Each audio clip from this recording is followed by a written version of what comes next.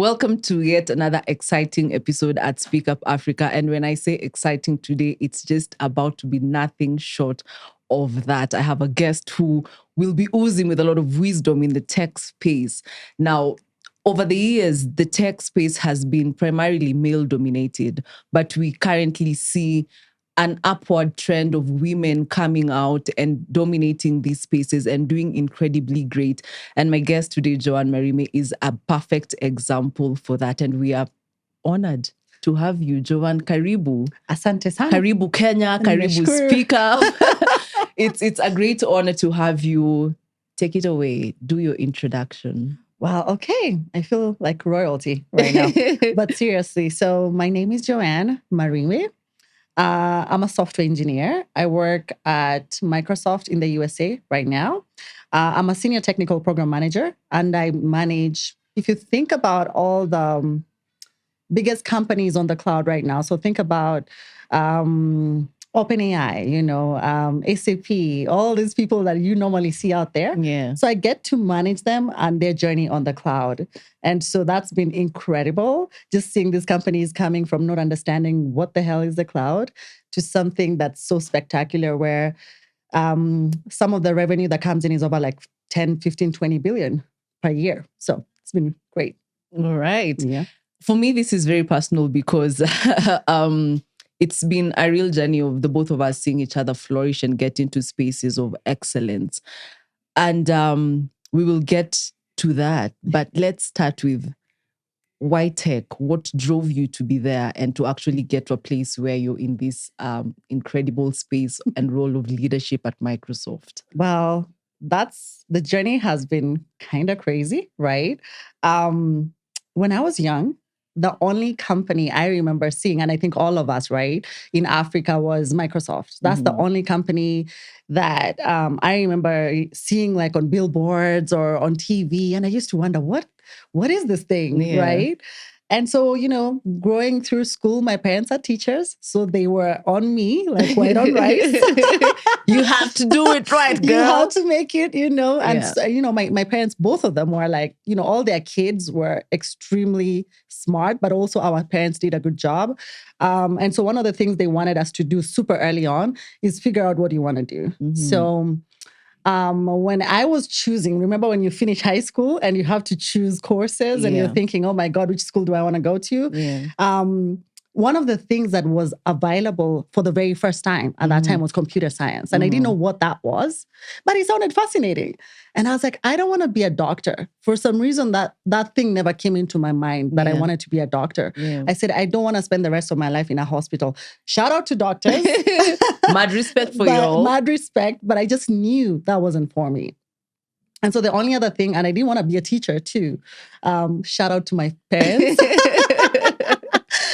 So I knew. So the only thing that wasn't normal, like I could think about was computer science. And I was like, computer science sounds interesting. So I decided to do that.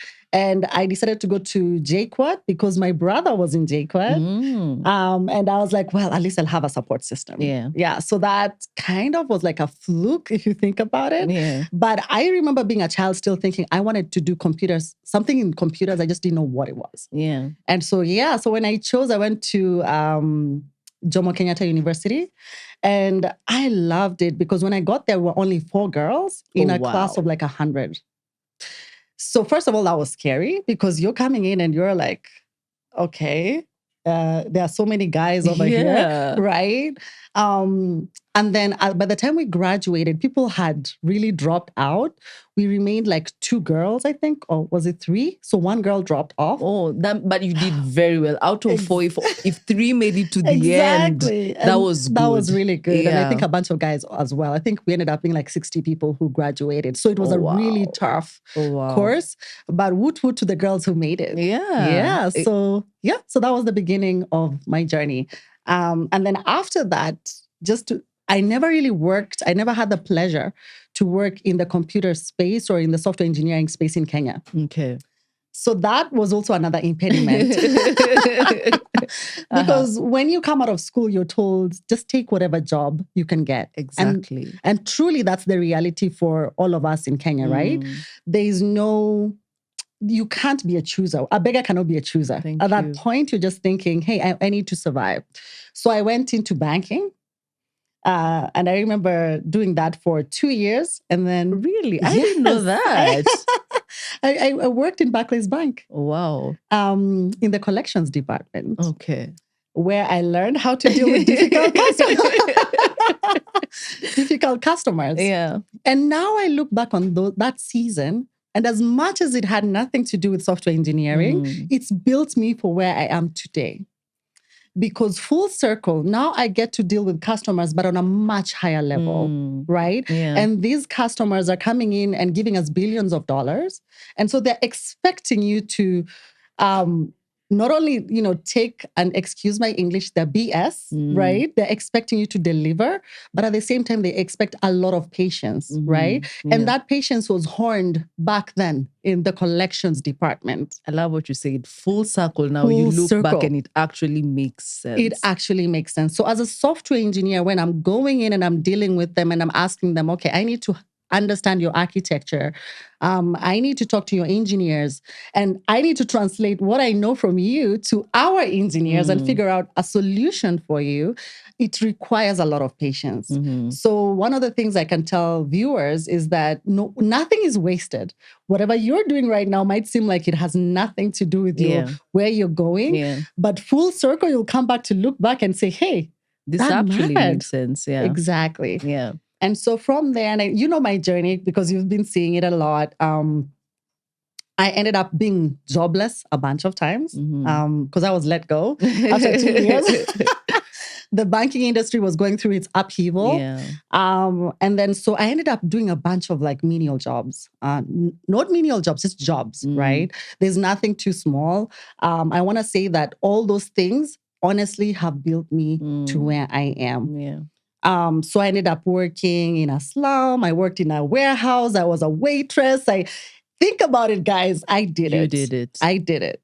And so then came the opportunity to move to the US. And that was a dream that I had for over 10 years. Yeah. So as much as I was going through all of this, in tandem, somehow deep in my heart, I knew Kenya wasn't it. There was somewhere else I needed to go. I just didn't know exactly what I was going to do when I got there, right? My dream was, let me just get to the United States. We'll figure it out. We'll figure it out. Yeah. And so, full circle, I go in, and first of all, let me just highlight that I was rejected 7 times. Wow. So if you're sitting down and saying you've been rejected once and you're giving up, don't give up. Yeah. Don't give up. Because had I given up, I wouldn't be here. Of course, I cried many times. I hid for weeks. I felt embarrassed. But now I see that God wanted me to mature a little bit. Had I gone to the United States at 21, I would be in jail or dead, for sure. Because I was so immature. Yeah. And the United States requires a lot of integrity, a lot of focus, the things that we take for granted here, where you have mercy in terms of, hey, you can hit somebody's car, the things we do as teenagers, right? Or even as early adults that you can get away with, you cannot get away with. It's not the same story there. Exactly. So when I moved to the US at 30, I was old enough now and mature enough to know I need to succeed.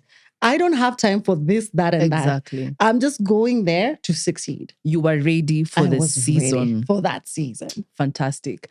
Let me take you back to something that's very pivotal to what part of the conversation we're heading to. Yeah. When you speak, I get a lot of resilience. I get a lot of consistency and the power to just keep pushing. So tech primarily has been a male-dominated space. And you actually even say it right, even from when you were joining uni. And you're a lady, a woman who's, made it through the ropes, ups and downs, and doing so well in tech. What are some of the challenges that you faced, in the journey? I would say number one, you nailed it. When you walk into a room and you're the only woman, you're the only African woman, you're the only Black person. Wow. And you look at the sea of other individuals who are all white and male.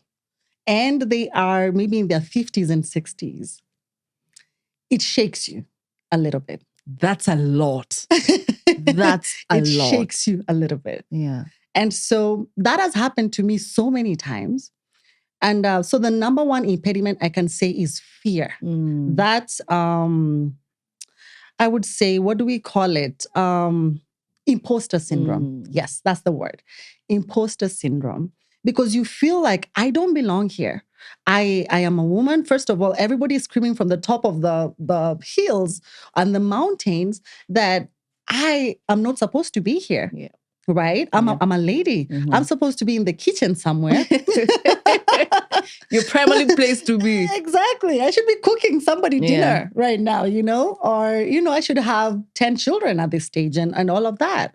And so the first thing I think is fear. Just that thing of, I haven't seen other people that look like me in this space.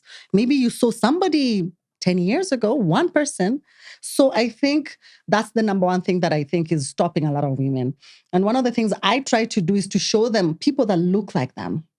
So if a Black girl or an African girl or a Kisi girl or a Kenyan girl sees me in this space, I hope they see that they can also do it. Because it's very difficult to connect with, even if it's a Black American, they are not African. It's not the same. It's not the same. Yeah. So it's not going to hit that person that they can do it. And then hearing somebody who's also come from a very humble background, just like many of our Black African girls, right, is important. So I want to, just tell people, hey, guys, fear is the biggest impediment. Honestly, it's not the money. It's not anything else. It's the fear society. How will society look at me? Thank you. Right? All of us want to be married, right? We want to have families, but there's this narrative that if you become too successful, again, as a woman, then that's an impediment then to you having. Marries you? Who Thank you. Who wants the stress of your this head, successful career woman? Exactly. It's always you're too loud. Much. You're too successful. You're too rich. Exactly. Like nobody can handle that. Yeah. And so that's the other thing that I found many women, not even just in tech, but in everything. They deem themselves down because they want these other things and they think I need to sacrifice this success for me to have a family, right? And and I think also just the lack of knowledge as well. One of the things I wish I knew when I was started actually in high school. That's not even. I want people to start early because the difference between us and the United States or the first world countries and for our kids here and for the women here is that they are so empowered to have that knowledge, even all the way from grade school to start thinking, hey, I want to be this. And so for me to get there, these are the things I need to be doing today. Right. We are, however, here in Africa, you're just told to survive, just survive, just go choose a subject, whatever it is. But nobody is really telling you should be doing internships, right? You should be, it's not about being paid. It's about getting experience, right? And exposure. That exposure, get more knowledge. Go YouTube University is amazing. There's so much in there. Start thinking about, okay, I want to be a doctor. I want to be in tech. How do I brand myself as young as I am in 8th grade, 9th grade, all the way? How do I start today so that by the time I get there, these companies will look at me? Because these companies are not going to give you a pass because you're African. Forget it. Because they are looking at real customers with real needs. And before they put those customers who represent billions of dollars in your hands, then it's not a pity thing. It's not about being, oh my God, this is a Black person, so we need to do diversity and inclusion. No. You need to be solid. You have to have your shit together. And excuse my English again. You have to have your grades really, really high up there because you're competing internationally. So this is not about Kenya. This is about globally, right? Secondly, what is your brand? Do you have one? Does anybody know you exist other than your folks and your friends? Joanne, let me actually bring that to you in a very nice way. Today in the morning, there's a repost I've done from your Instagram page, and you've said, and I will paraphrase, a man will never dream beyond the level of exposure. Go get exposed. Exactly. Go get your skills in place, And the world out there is merciless. So women in tech, you face the challenges and you've put it correctly and in such a relatable way.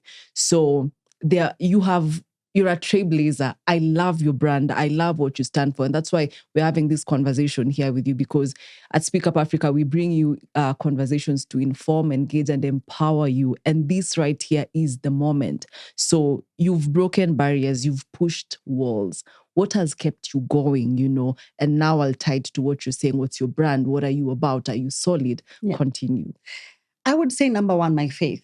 Number one, before anything else, I am a Christ follower. I am born again. I love Jesus.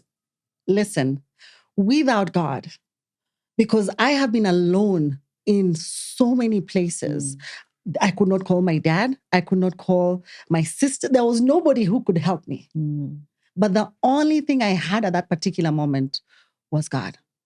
And I just said, hey, listen. So if you're going through whatever you're going through, my thing is, who do you call when you have nobody? Who do you talk to when you know your parents can't? Even if you call them, other than empathizing with you, there's nothing else they could do for you. Yeah. So you have to have something. So for me, that's my faith, number one. And I'll tell you a funny story just to showcase how much, faith to me means. Yes, please. So I was in grad school in the US, and I met a career coach, and she told me, Joanne, you're a Black woman in America. So first of all, I didn't know I was a Black woman. Nobody really had. Nobody, we're in Africa, right? Yeah. Nobody tells you you're a Black woman. Yeah. We're all, you're Wendy, I'm Joanne. That's it. It's the norm. It's the norm. So nobody's going to tell you you're a Black woman. So first of all, I was like, I'm a Black woman. Okay. So she's like, yeah, you're a Black woman in America. Things are different for you. You're going to have to work harder, smarter. And you cannot look at your classmates who have privilege. They're white. They've been born here, raised here, and do the same things they're doing. You got to do things differently. So that was number one. And I believe God put that person in my path. And so she tells me, you're going to have to go to a conference. It's called the National Black MBA conference, because I was doing my MBA at that time. And she's like, listen, I'm going to coach you as much as I can on how you should act, what you should say, and everything you should do. But I need you to go. And so I was like, I don't have first of all, it's not happening in Arizona where I was. So I don't have the money. Where am I going to stay? This thing costs like $1,000. So of course, I don't have that money. I was working as a waiter, which I was earning very little, and schooling full time. Yeah. And she's like, I'm going to sponsor you for this conference, but I need you to get, yes, that's how God works. I need you to get money for accommodation and food. So I called my sister and I was like, I'm being told to go to a conference. I don't even have this and this. I can probably score the food, but I need the plane ticket. So she said, okay, I'll pay for the plane ticket, because it was going to be happening in New Jersey and I'm in Arizona. So that's like from here to South Africa. Wow. Okay. So just to put it in context. Yeah. And so anyway, so the day comes, that's like, so I've been in the US for like 2 months at that point. So guys, just to paint the picture. Still fresh and new. Still fresh. Scared. My hair is orange. Oh my gosh. I was a mess. Yeah. Anyway, so I get to the conference and, I have my little, suit that I had bought. I had only one suit that was like a really expensive. I still have it. It was $200 in my mind. I was like, oh my God, this is so much money for me to be spending on a suit. I know. Like, oh my goodness, because I was broke, guys. Yeah. I was so broken and broke. I got to the US with less than $5 to my name. So that was a lot for me. And so I get there. And so the first day of the conference, you get there in the morning and it's over 10,000 people. And all of us have name tags from the school, whichever the school you come from, you have a name tag that says the school and your name. And so mine is Arizona State University, right? Joanne Marime. And then I get in there and people are like, whoever, Yale, Harvard, ABCD. And I'm like... serious business. I'm like, oh my God.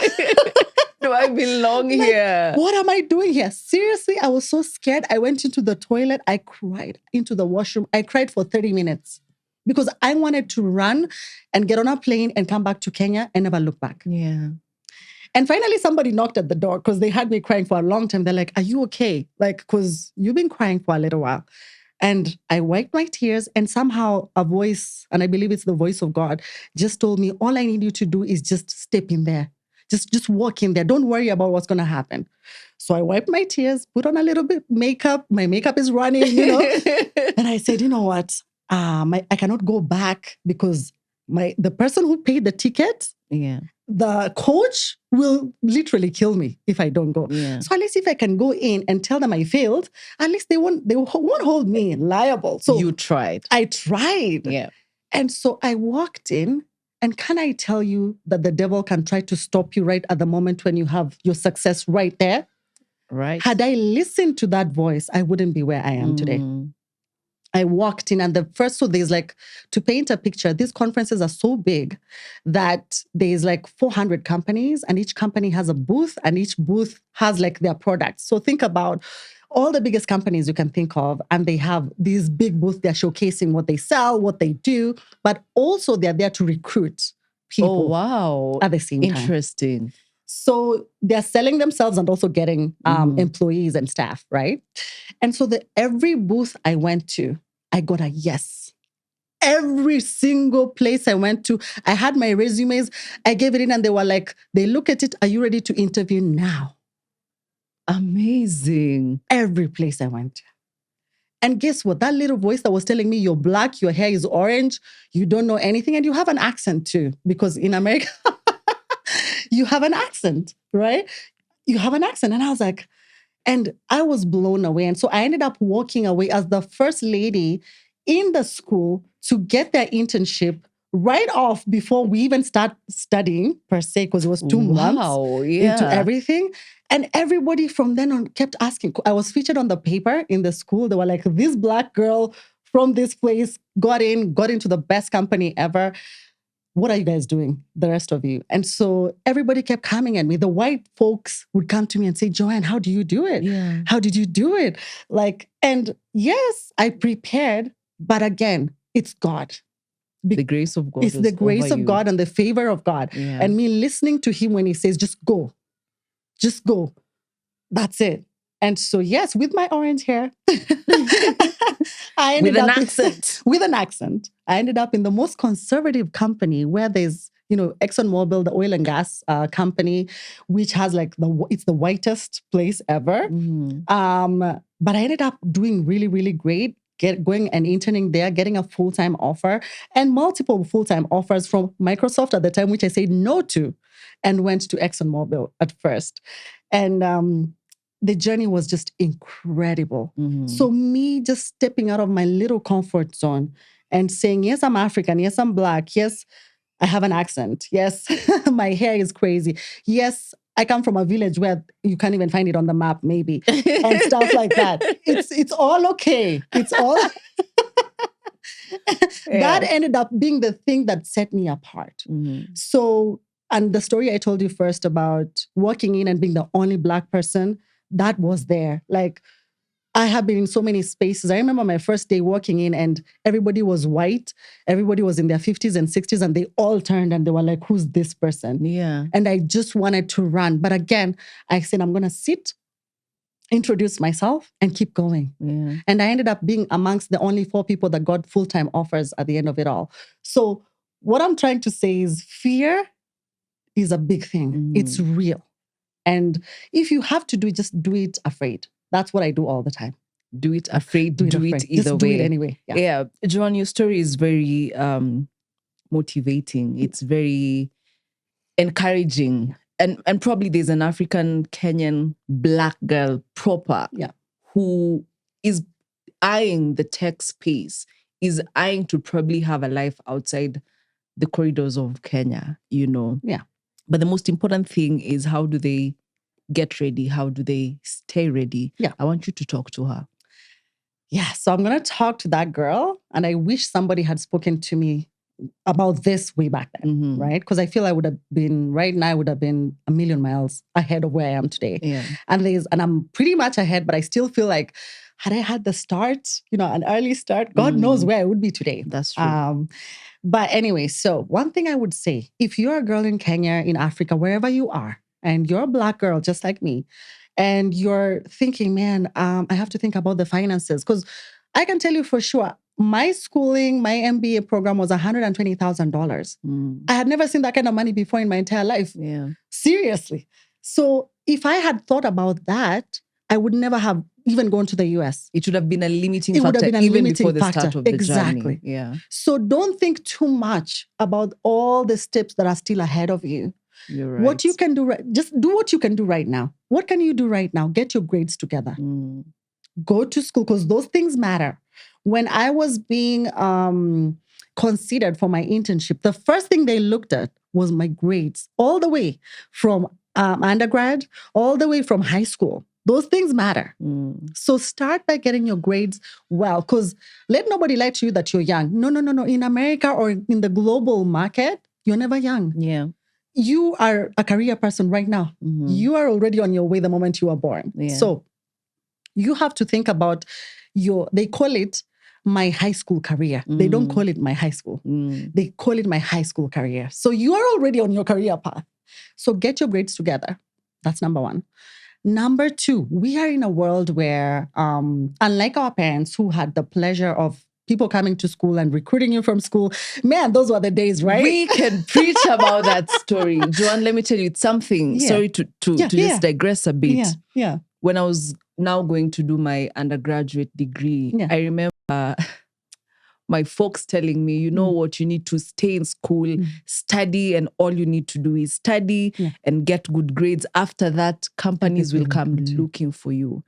And I told them, I'm in the one looking at the marketplace. Yeah. I'm in comms, I'm in journalism. Yeah. It's a fast-paced world. It is. For us, you need the grades, you need the exposure, you need the experience. Exactly. As soon as you're graduating, they're asking you, we need 3 years experience. Exactly. And we fought for a long time because they couldn't see my point of view. Exactly. But I came to realize and appreciate that during their time, that was their reality. Exactly. Go to school, get grades, companies will come looking for you. Exactly. Right now, we have first-class honors graduates going back to the village. Oh, absolutely. Because if you cannot fight for your place, if you cannot show us how worthy you are of deserving this position, then there are 10,000 of us waiting on the line. Exactly. Continue.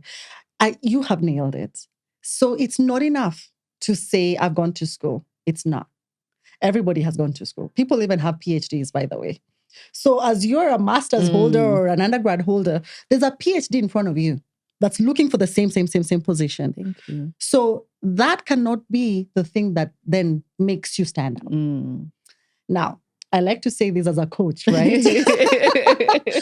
One of the other things that I do that I did not introduce is I'm a career and confidence coach. And the reason why I wanted to do that was when I got to the US, I kissed the ground. I remember kissed literally because I can tell you it had been a journey, right? And so I just was like, oh my God, I cannot imagine I'm in the US. Like this is amazing. it.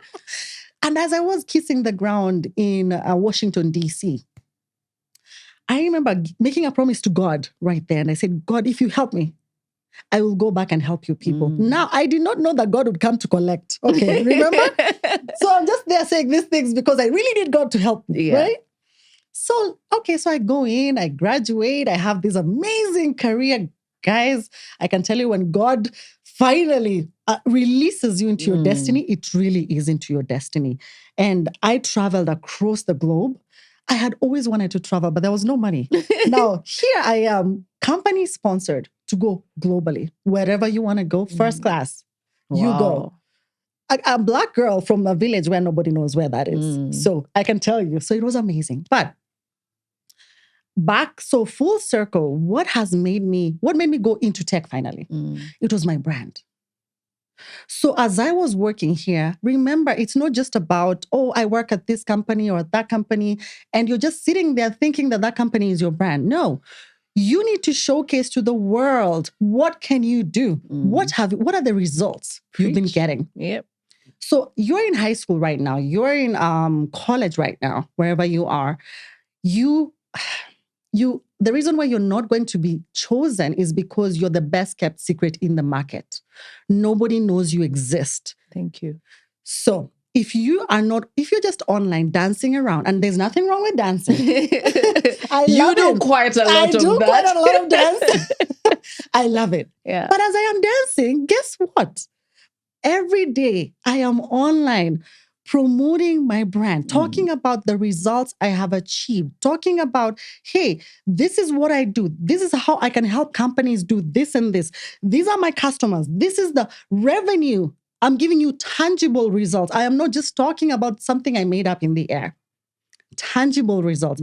And might I say that my brand right now is what has helped me be promoted, surprisingly, internally. There's the fear. In my coaching program, most of the time people are like, I don't want to show up online because if I show up, I'll be fired from my job, or my boss will see it, or somebody will see it, or my teacher, or my parents. But the thing is this, if you're going to be fired because you're building your brand, you're going to be fired anyway. I can tell you that much. If you're somebody in undergrad and you're not starting to say, hey, I'm already a tech person, and you're not showing up online and showing us how you can build a website, what AI tools you're using, wow us. Go on LinkedIn. If you're not on LinkedIn, first of all, let's just start from there. Or you're on LinkedIn, and the last time you looked at your LinkedIn was, you can't even tell me. It was a year ago. LinkedIn is your Bible in the career world. Think of it as literally your breath. This is where you live and breathe and do everything. So if your LinkedIn doesn't exist today, go to your LinkedIn, put it up together. I don't care whether you've never worked anywhere, you're in high school, put your LinkedIn profile and start talking about the courses you're taking. Start talking about you need an internship today. Because in high school, in America, people in high school get internships. They're not paid, but they get them. Why? Because they know it's a career. I'm building a portfolio. Thank you. Go offer services for free. I don't care whether they say no. Go there 10 times, 20 times. Just tell them, I just want to come hang out here and sweep your floor. And as you're sweeping that floor, you get to write on LinkedIn, I worked at ABCD. Yep. Very, very important. Because when you're showing up, when there's something called a sourcer is somebody who hangs out on LinkedIn to look at people that they can hire. I get on an average week about 10, 15 people reaching out. Can you please just come interview? We have this job ready for you. Would you consider in this market? Why is that? And yet people are sitting and saying there are no jobs. What's the difference between me and somebody else? It's because I'm consistently shouting from the rooftops of how amazing I am. And how I'm this kick-ass person, which I am. But if you're not speaking about it, nobody knows. Yeah. You think your boss, my boss, I have to go showcase to my boss, these are my results. Your boss is your lawyer, if you don't know. And you have to give your lawyer evidence to go and then to be able to lobby for you. Yeah. Exact same thing. So if you're sitting down and saying, oh, I need to work in tech, I have this degree, that's not enough. That's not enough. Joanne, let me tell you, there's a reality in Kenya that people, especially graduates, feel entitled to some spaces and some opportunities. And I really like what you've said, because it's something I talked about yesterday, that you need substance. If you really look at the big multinational corporations that you have, even Microsoft has an advertisement department. We know who they are. We know what they do, but they are constantly reminding us of who they are. So when you're building your brand, you have no excuse not to do your own branding and marketing, you know, but behind shouting that you need substance. That's the thing I keep telling young people. You need substance, the results you're talking about, the portfolio you're talking about. And the reality is, Joanne, even when we come out of uni or college, when someone is asking you for 3 years experience, they're not asking you for proof of pay. They're asking you for experience. So even as you clock into the first year, first SEM class, go start volunteering somewhere. Starts there. It starts day one. My day one in grad school, I never heard that before. My day one in grad school, that's what makes a first world country a first world country. I came to understand. I was told, you're here, you think you're here to get a certificate or to get, your degree, right? No, you're here to get a job. That was day one.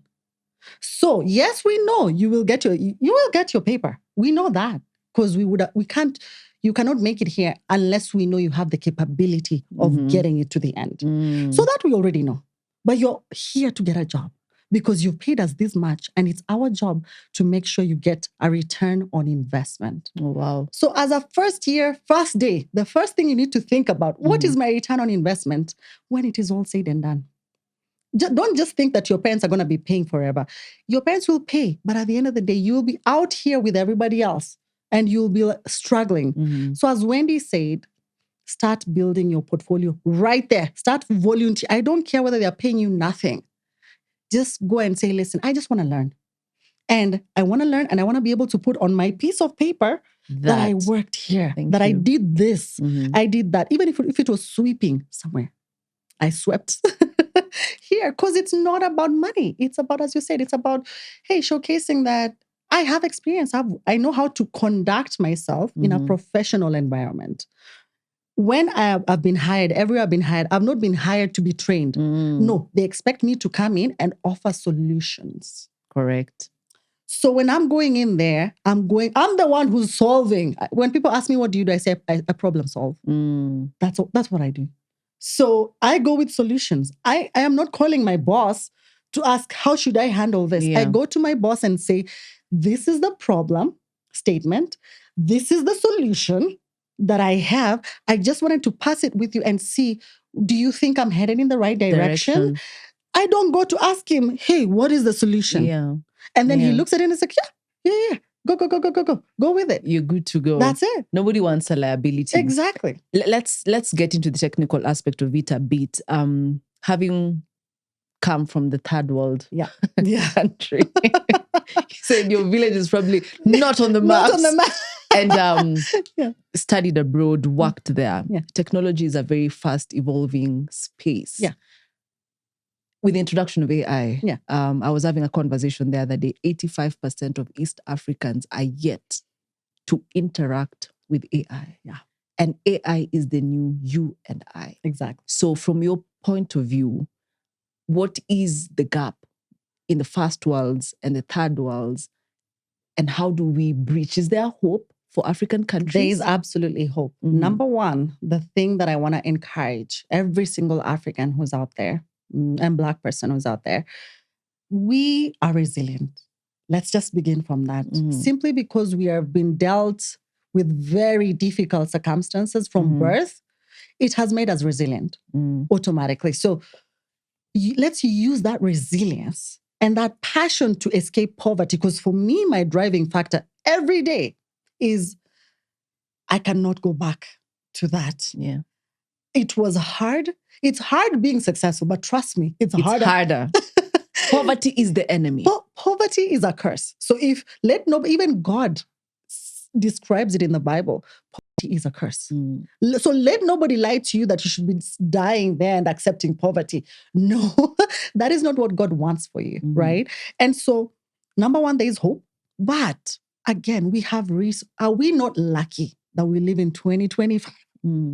Where resources are everywhere and they're free mostly. So yes, I know we are Africans, but all of us have some money to buy some data, some Wi-Fi, some data bundles. Instead of spending your time on TikTok just doing this and that, can you please say for 1 hour every day, I'm going to go on YouTube, university as I like to call it, and just teach myself one new thing on AI, just one new thing. And if you just imagine, okay, 1 hour is a lot. Let's say 20 minutes. If you do 20 minutes in a year, how much will you have learned about how the technology works, how large language models work, how you can create stuff, how you can become faster, how you can deploy agents to go work for you and make things much better for you? Because that's what we do. And so as much as it feels like, oh my God, my job is going to be over. No, your jobs are not going to be over. They're going to evolve. The question is, are you going to be ready to be the person that's the expert with this new technology? So that you're the person that is hired. Is there fear that AI is changing things? Yes. When the cell phone first came in, did we know? Were we not fearful? Yes, we were. But we are the cusp right now of what happened 10 years ago with the cell phones and the everything else. It's the exact same thing that we are doing right now. So what did we do? We leaned in. Instead of being afraid of it, lean in. What I'm doing is leaning in and saying, hey, I know a little bit about it. I know how to do large language models. I know how to create an agent right now to do what I want it to do for me. But what else can I do with it? Yeah. And so I'm placing myself strategically to be the person to go to in this next chapter. That's what we as Africans need to be doing. So as much time as you're spending on TikTok and whatever it is, give yourself 20 minutes. And in a year, you'll be the expert. Now, don't just do that and keep it to yourself. Do that, go on LinkedIn and on social media and shout about it. Tell us the way you're the expert. Yeah. You're the subject matter expert and show us what you've done and how much that has helped you. That's what's going to set you as that person that's being looked for. But now if you sit down and say, oh my God, our jobs are going to go. Yes, they are. That's a reality. That is a reality. But they're only going to go because you don't know how to use this technology. That's it. So just get to understand the technology, understand how to run it, understand how to deploy agents to make you better. Be that person who's going to then help businesses then be able to understand AI. Yeah. Then you will be unstoppable. Yeah. And let's talk about another thing. People talk about job security. I hear a lot of people saying, hey, I don't have a job or I want a job where I'm secure. Yeah. That doesn't exist. I'm here to tell you there's nothing like that. In the US, the number of times people are laid off, it's normal. Like being laid off is a way of life. It's normal. What you need to be thinking about is career security. What is career security? Oh, wow. Let that sink in. Career There's security. job security that now I work for Joanne, Marime and co, and I'm job secure. But if you're career secure, you are the pilot and the steerer of that ship. Exactly. So then you're indispensable. Exactly. Wow. Okay. Because if A says, I no longer need your services, you have 10 B, C, D, E, F, G, H who are looking at you because your brand now speaks for itself. Because you're such an expert that just because A doesn't particularly need this, there's so many others that need it. So stop feeling bad that you were let go. Get over it. We've all been let go. Personally, over 10 times. And I'm good. Am I dead? You're thriving. I'm thriving. Being let go is a part of life. So unless, by the way, even these days, even working for the government, you can be let go. It used to be secure, job secure. It no longer is. And honestly, don't leave your destiny in somebody else's hands. When you're saying that your job secure, you're saying that job is your God. No. It should be, hey, if you let me go today, tomorrow I'll be somewhere. In fact, people will be calling me. I've only been here because maybe I liked it. That's it. John, let me give you a small 360 of the conversation we've had so far. And I really hope there's someone out there picking pieces and nuggets of wisdom. So you see, the system in Kenya teaches us to go to school, get a grade, then you'll get a good job. Soma utapata kazi nzuri. Ukishapata kazi nzuri for the women, you get to a place, usonge, uanze familia, uolewe, you retire, and that's about life. And then you die. Yeah. And this shows you the level of exposure that is within the confines of that ecosystem. And we spoke about exposure. So what exposure does is it opens your mind to more possibilities. And then you have the free will to reinvent yourself as many times as possible. In my young adulting, Joanne, the one thing that has set me free is that when you're allowed to reinvent yourself as many times as possible. When I was growing up, TV was my dream. By the time I was getting to now do TV, people had shifted to new media. If I sat down and cried, I would have been miserable. But here I am doing podcasting, and this is my new reality. And I was like, okay, fine. I have a great voice. Everyone is saying radio, but no, there's corporate emceeing, there's hosting. And I said, I will not be confined to a certain trajectory, that this is just what you are meant to be from start to the very end. But Joanne, the sad thing is that's the reality for most African children. Yeah. So you went to uni, you graduated, you're not able to do HR, you're not able to do accounts. So you're stuck. All right? Yeah. Thank you. That's just the 360 I wanted to say. Absolutely. And can I just say this is my niece?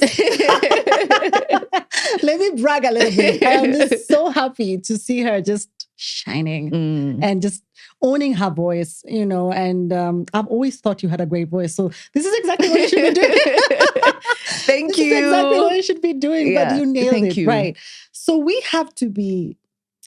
Can I tell you how many things I've done in my past life, right? I have reinvented myself as many times as it has taken. Yeah. Yes, I went to school for software engineering. Did I do it for 10 years? No.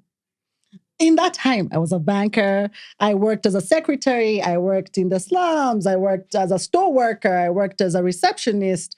I went into... my MBA was in finance, by the way. So I worked hardcore finance. And then I decided, man, I don't want to die here. Like, there's nothing wrong with finance, people. It just wasn't my thing.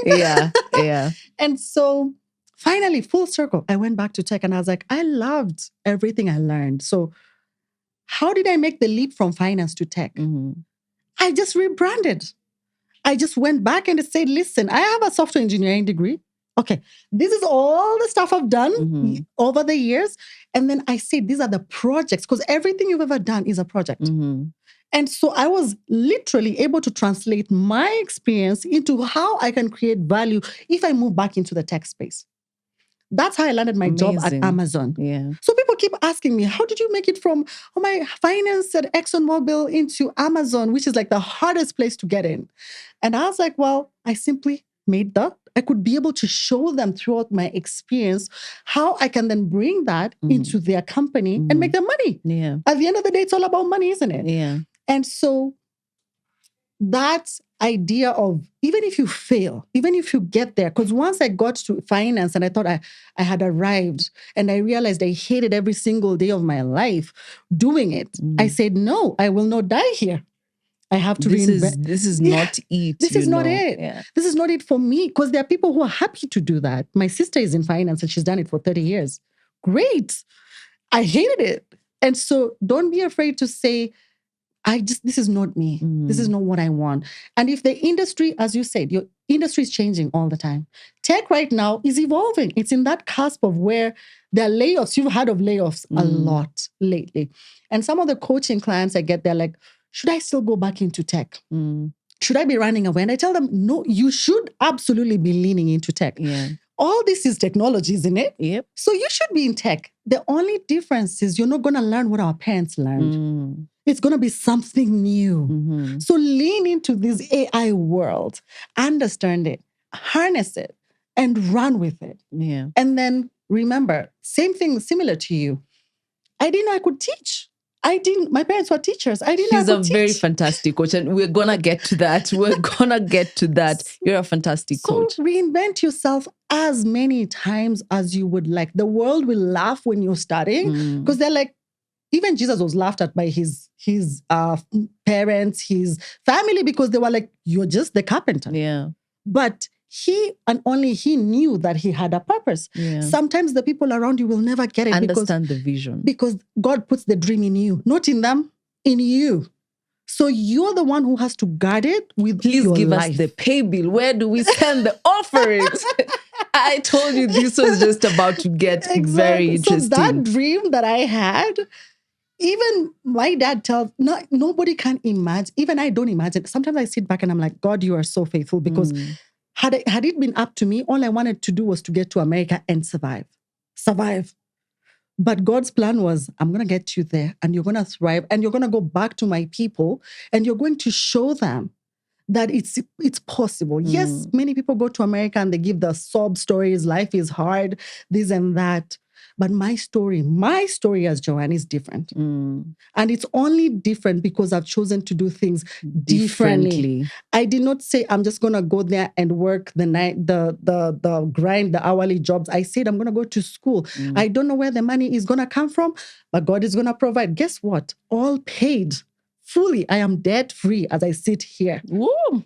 Where did that money come from? Faith with God and just saying, I'm just going to go. I don't know. I'm just going to go. So it's important that when God chooses you, he's never going to give you the full roadmap, but he's going to tell you, just go step 1, step 2. So I'm very good at doing that. I'm like, I don't know where the money is going to come from, but I'm going to go. And then I'll see. It's by faith that you move. It's by faith. Yeah. It's by faith. So don't be afraid to fail. I've failed many times. Many times. But guess what? That embarrassment, I shake it off and I'm like, well, I'm going to try again. Because what's the alternative? I mean, when you actually don't have it all together, then why would shame be something that is hindering you from? I always say, keep calling, keep asking, keep knocking, because you have nothing more to lose. Exactly. You are at the bottom of the pit, and the only way you want to survive and go up is upwards. Joanne, let me bring you to the gig economy. We have very many Kenyans and Africans based here, but working for companies right to the over the oceans in the US and everywhere else. And there's been a conversation about the gig economy. Is it helpful to the African people, or is it exploitative to us? This is, again, let us go back to your brand. This all goes back to your brand. People will pay you as much as you think you're worth. That is it. Oh, wow. As much as you think you're worth. If you think you're worth 10 shillings, they will pay you 10 shillings. And negotiate for 6. Exactly. And you're like, oh my God, if you think you're worth $1 million, they will pay you $1 million. Because it's up to you. When you get to I cannot begin to tell you, Wendy, how many times I get students in my coaching class, and I have to beg them, please, can you negotiate? Just don't go into this whole, you've looked for a job, now you found a job, and then you're like, oh my God, thank God I got a job. And you don't want to actually ask for what you're worth. I tell them, you're going to hate your job in a year. You're going to hate this job because you're going to sit and your next door person, your colleague, is earning 10 times more than you. Not because they're better, but they asked for more.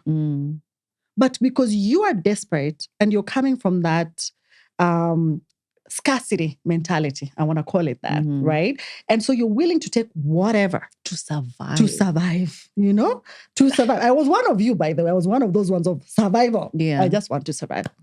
So don't do that. So going back to the gig economy, right? And is that beneficial? Absolutely. But I want you to be bold enough to say, ask for what you're worth. Now, sometimes you're just starting out. You really you haven't racked up the experience per se. So maybe you're building websites, or you're, I don't know, an assistant, or you're working for tech. I don't know. Maybe you're working for Microsoft, but you're working here, right? The thing is, at first, at your first company, it's a gig economy. You might be paid very little. They might be like very rigid. Oh, we can only pay you this much. I want you to change your mentality. Put your plan as, I'm only going to work this for 6 months because I need to have it on my portfolio, on my brand, as I worked for this. Now use that as a stepping stone to your next thing. Now in your next thing, you can be able to claim, hey, I've worked at Microsoft and I've done this and this and this. And now this is my worth. Now demand your real worth. And then you'll get it. Now, if you're already seasoned, and you've done this, create a portfolio. I want you guys, if you don't have a portfolio today that speaks about all the projects that you've done, this cuts across everybody. I don't care whether you're in tech, you're in finance, you are in communications, whatever. You have to have a portfolio that says, this is my work, so that you can unleash that during that time and say, hey, go to my website. This is what I've done, and this is my price, non-negotiable. That's what you do. But if you're not there yet, you'll keep on being given peanuts because that's what you're asking for. Yeah. So as much as you want to blame these other companies that are paying you less, then let me ask you a question. How come you can be seated in the same country with same person who's your neighbor, probably, same school, you went to the same school, but that person is being paid 5 times more, 10 times more than you? Yeah. Why? Yeah. It's not because they're Black or African or any of that. It's because they negotiated their price better and they're able to showcase the value they can bring that other person. So that person is able to pay for the value. Okay.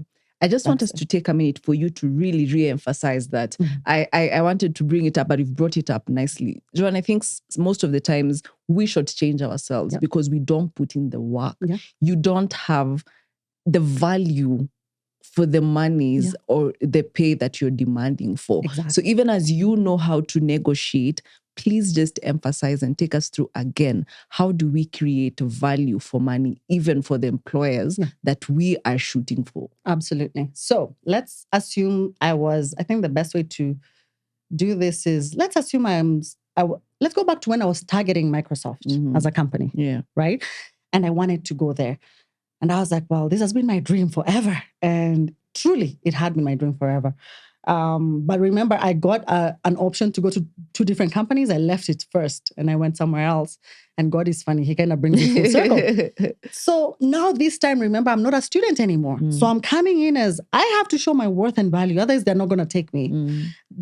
Ask how many people apply to Microsoft. They never get in. Did I have a godfather? No. Only my godfather up there. I didn't have a godfather. I didn't know anybody there. So people always ask, did you have a reference? Did you have this? No, I didn't have any of that. But I had a brand. I had my portfolio. And I kept applying. I applied over 100 times. So if you've applied once and you're saying, oh, I was rejected, I'll just give you a side eye. Because imagine these companies are so massive. Let me paint a picture for you. Microsoft itself is the size of Nairobi. One company. So all these companies, and that's just in Seattle, and they're all over. So these companies are massive. When I say they're massive, they are massive. So you might have applied, but one department said no. Did the whole company of over 1,000, maybe 2,000 departments say no to you? No. Only one said no. So why are you not knocking on the other 2,000 that are still remaining? Keep pushing. That's number one. So I don't want to hear anybody else coming and crying online. Oh, I applied to this company. How many times have you applied to this company? One. Then I'm just going to give you the side eye. Just keep going. Because that's not good enough. So let's not, and I call that laziness, application laziness. Do not be lazy. Just apply. And the more no's you get, the closer you are to your yes. Celebrate that no. Say yes. I'm closer to my yes. Yeah. If you hear nothing, there's something wrong with your resume. Really bad. Just relook at your resume. That's another thing. Now, how do you stand out? How do you make sure that you're ready for that opportunity? Right? Again, I cannot emphasize this enough. Your LinkedIn, is it popping? Is it good? Like, I have coaching services. Please let me coach you, because as Africans, we are good. We just don't know how to brand ourselves. We don't know how to have those keywords, those things that make people want to say, wow. Because I like to call it job shopping. These sourcers and these companies should be looking at you and camping on your inbox the way they camp in mine. Not the other way around. Why are they camping in my inbox? Because I keep speaking and showing that this is the value that I am creating. If you go to my LinkedIn, everybody should go to my LinkedIn. Please connect with me. Please, just go to the LinkedIn and see. They're camping there. They should be camping at yours as well. I am always talking about value. I'm creating this. This is how much. And I always bring it down to $1 value. Because at the end of the day, these are business people. They want money. They're not there to please anybody. It's the bottom line that these companies are worried about, right? So if I can go in. So when I went into this interview, I came with my portfolio. I said, hey, it's behavioral questions, and then you have this technical side, which of course everybody knocks that out. And if you don't knock out the technical, can I just say you're lazy? These things you can practice online. YouTube has so many tests for free. University of YouTube. Yes, go there, just get those tests, just practice. At least the technical part, I know everybody should knock that out right off. But now comes the behavioral. That's the hardest part for people. Behavioral is all about your experience and your stories. Can you be able to tell me a story that is impactful about how you saved this company money or how you gave this company money? Those are the 2 things they're looking for. That's it. How you problem solved something. Maybe you had a really terrible thing and how you were Captain America or Captain Kenya in this particular case, right? That's all. So again, going back to your portfolio, if you can be able to articulate, these are all the projects I've ever done, then make them. Remember, we are taught the other thing that Africa has not given us as a service, it's a disservice in my opinion, in the career world, is humility. Too much humility. One thing I had to get kicked out of myself is humility. Speaking demurely and being like, I just did this, I'm just this, and I'm just that. No.